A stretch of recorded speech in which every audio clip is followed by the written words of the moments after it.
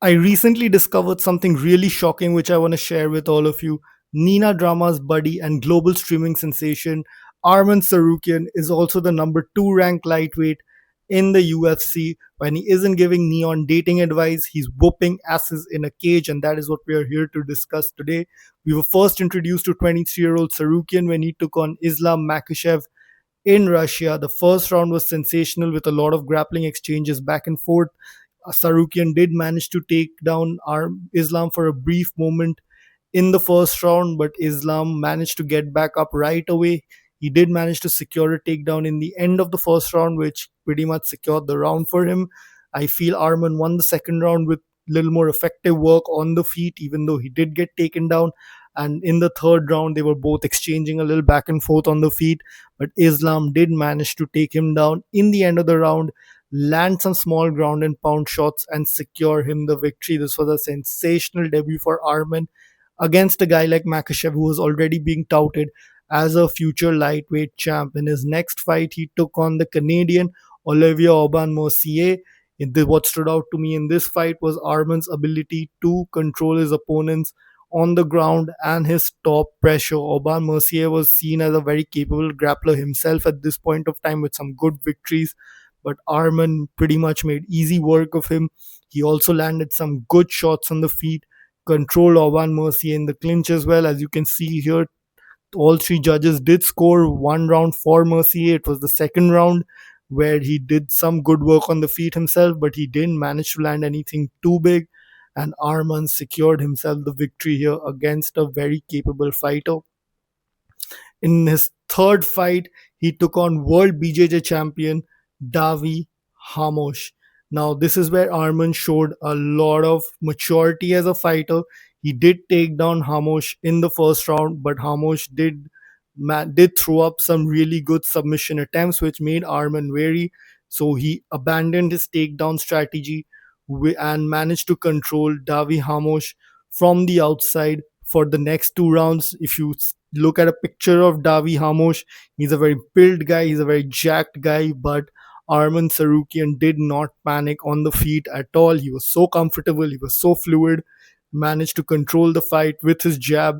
He has a very good dexterity with his front foot, manages to land that on his opponents time and time again. He lands spinning attacks, spinning back fists, spinning back kicks, and he looked really good in this fight.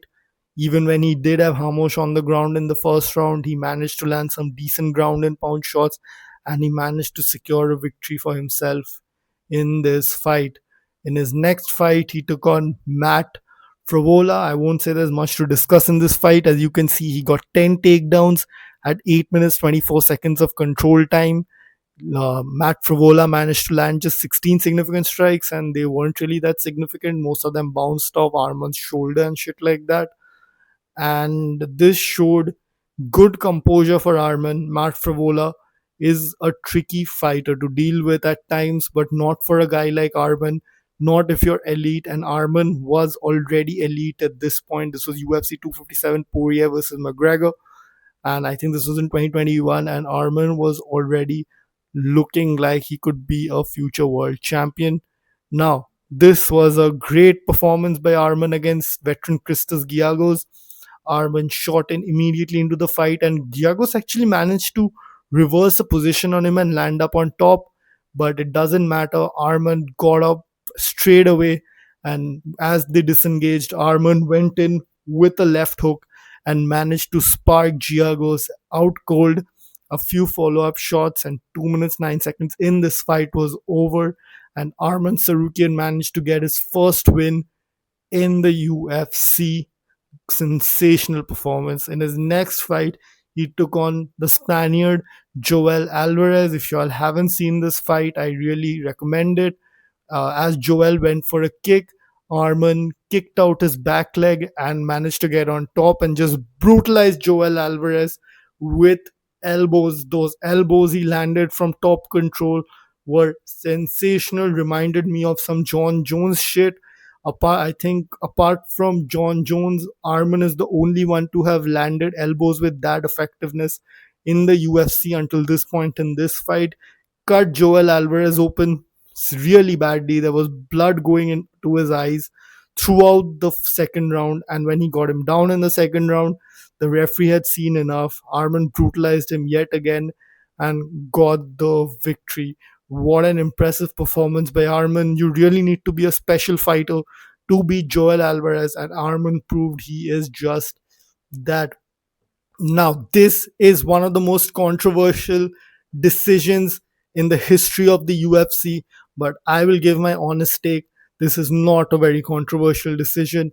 Mateusz Gamrot beat Arman Tsarukyan fair and square, rounds 2, 4, and 5. Arman landed good body kicks in the first round, which secured him the fight. With in the second round, Gamrot managed to get some takedowns, do some effective work on the feet as well. This is the first time we were seeing Arman land into some real resistance after his debut. He had got about 5 wins back to back where he dominated his opponents, but Gamrot was scrambling so well in this fight. This is a legacy victory for Gamrot, by the way. What a fucking win. When he looks back at his career, this is the win where he'll be like, fuck yeah, I beat Arman fucking Tsarukyan. In the third round, Arman Tsarukyan kind of flash knocked down Mateusz Gamrot with a spinning back fist, landed some good body kicks. But in the fourth and fifth rounds, Mateusz Gamrot managed to get some takedowns.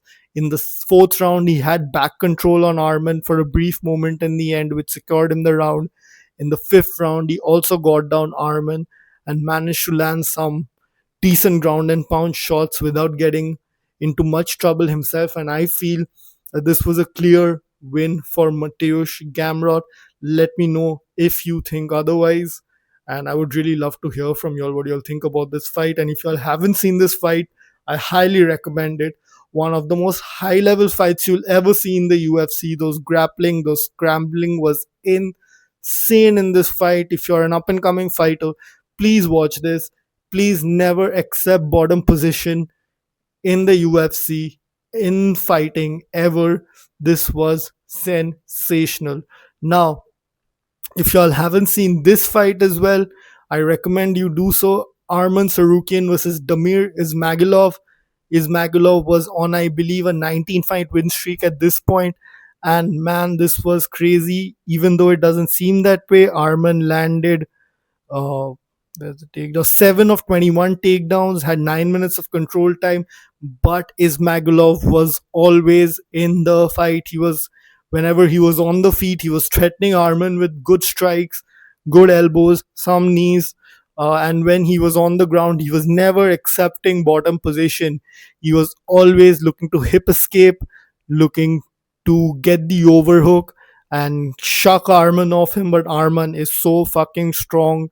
His top control is unbelievable. I believe he is in the top 5 with the best top control in the UFC of all times.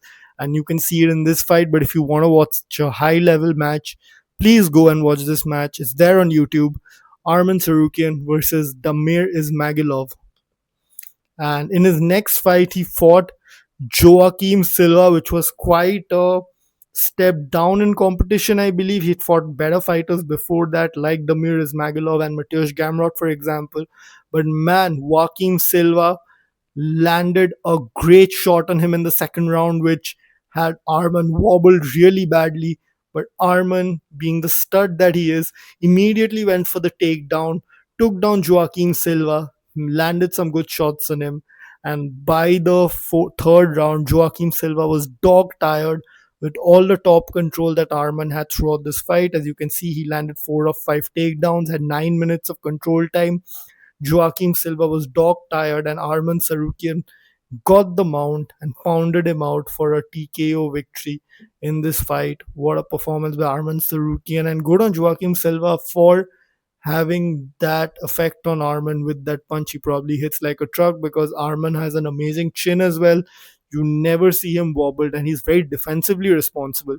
Maybe he underestimated Joaquim Silva in this fight, which is why he went in a little bit reckless. I don't know. I don't think so. He's very cautious as a fighter, very responsible fighter. So either way, we move on. Now, this was the performance which put Arman Tsarukyan on the map.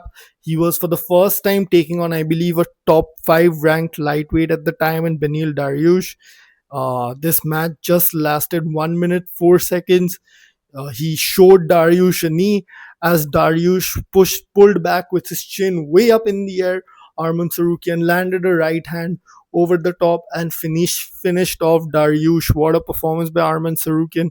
This performance really set up what is coming for Arman in the future, which is this matchup with Charles do Bronx Oliveira. This is where Arman Tsarukyan had to fight off some very tough positions, starting with the first round where Oliveira immediately had him in a guillotine choke. They were all dry, but Arman managed to reverse that position, get mount, and have top control for the rest of the round. I think you can give that round to Charles.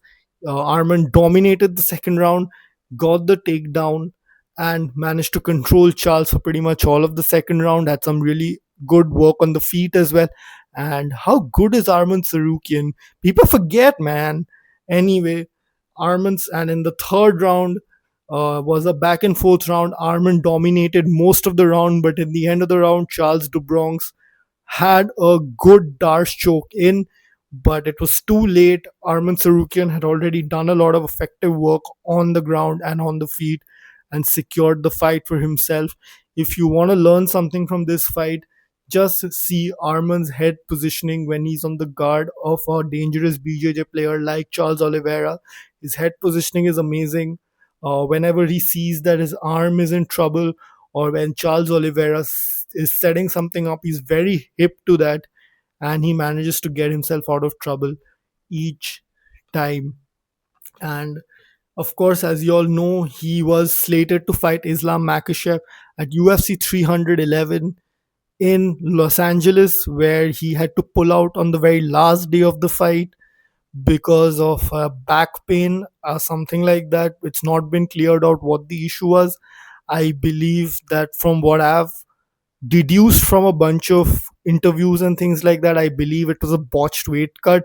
I don't know why, how this whole back thing came up. I believe his back seized up because of a botched weight cut. And either way, he came back after about a year or so off and took on Dan Hooker in his next fight. And he pretty much dominated this fight. Hooker, of course, did what you should never do in high level MMA. He went for the guillotine to defend takedowns not once but twice. He jumped guillotine, put himself in bottom position, and if you put yourself in bottom position against Sarukian voluntarily, you are fucked. You can't. He is so fucking strong. He's either gonna submit you or he's just gonna beat the fuck out of you, and that's what he did. He beat the fuck out of Hooker in the first round, in the second round, eventually securing an arm triangle choke for himself. And now, moving forward, man, I think the fight to make is Ilya versus Arman. Now, I think the UFC is not happy with Arman, especially that they obviously know something about the UFC 311 situation, which they are not revealing to the public. Like I said, I believe that they think that Arman wasn't focused on the fight, which led to the Bosch weight cut. But man, you have to do the fight. Ilya versus Arman. If they're asking for money, UFC, make this fight happen. Two sensational fighters in their primes. It's gonna be, the build up is gonna be amazing. The anticipation is gonna be amazing. And yeah, man, this is gonna, if they don't make this fight happen, it's gonna be a huge missed opportunity by the UFC. And let me know what you guys think in the comments below. I don't think Arman doesn't need to fight Charles or Benoit Saint Denis next. I think he's gonna beat Saint Denis easily. He's way better than him. And the Charles Oliveira fight, you've already seen that before. Maybe if make Charles fight Benoit or something, I don't know. But Arman versus Ilya next is the fight to make next. UFC and Arman, bury the hatchet, make it happen. Let me know what y'all think. Peace.